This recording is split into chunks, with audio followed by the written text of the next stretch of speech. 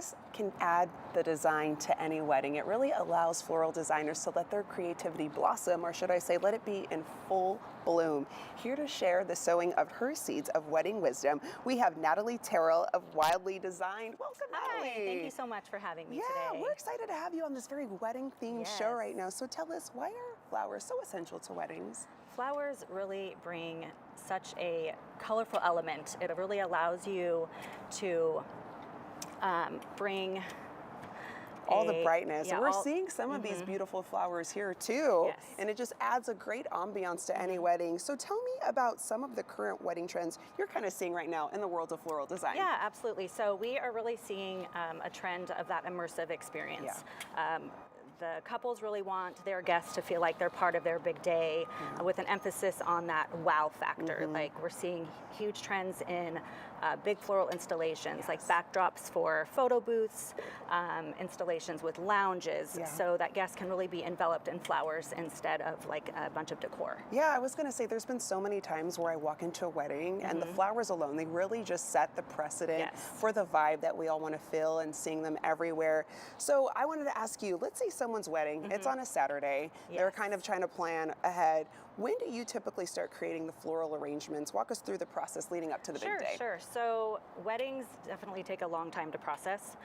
So typically we start them on a Tuesday if it's a full service wedding for a Saturday. So Tuesdays we'll hit the market, we'll go pick up all the florals. We'll start the processing then, and then that'll continue to Wednesday.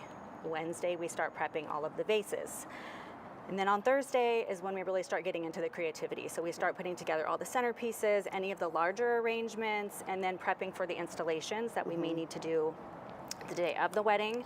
On Friday, we'll make all the personals, so like the bouquets, boutonnieres, and then on Saturday is the big day. So we'll show up plenty of time to make sure we have time to set up and do any on-site installation. So it's definitely like a 5-day process. Yeah, you're giving me insight. To me, I was like, oh, maybe like the morning of or the day before. You're like, no, it's a process. Well, and you really care about the details to make sure that the couples are getting exactly what they want. Exactly. And you've brought in some gorgeous flower arrangements here. Walk us through some of the ones that we're seeing here. Sure. So over here we have a more monochromatic palette. So I wanted to bring in some of the fall seasonals that we have currently at the flower farms and at the market.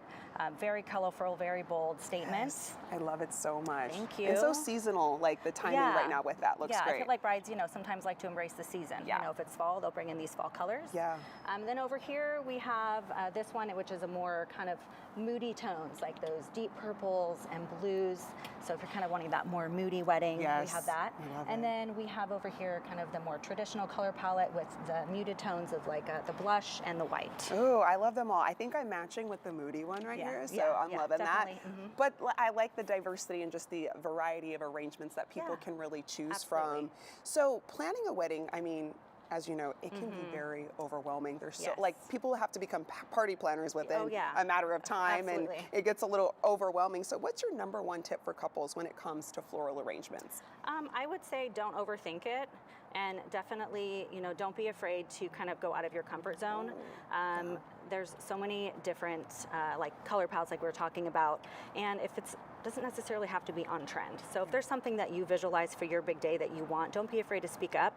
As designers, we really love a good challenge. I know I do. And it also allows us to, be more creative. And sometimes, that involves you getting some surprises on your big day.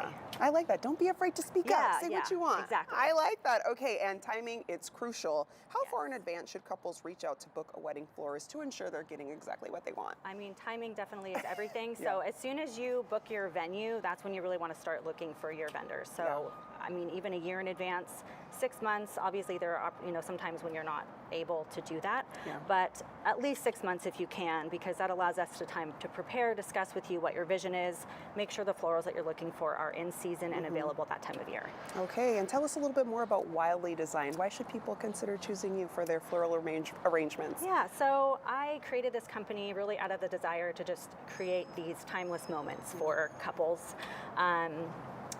I just wanted something different, and I also make sure that I really connect with those people. Like, what is it? How can I make your day special?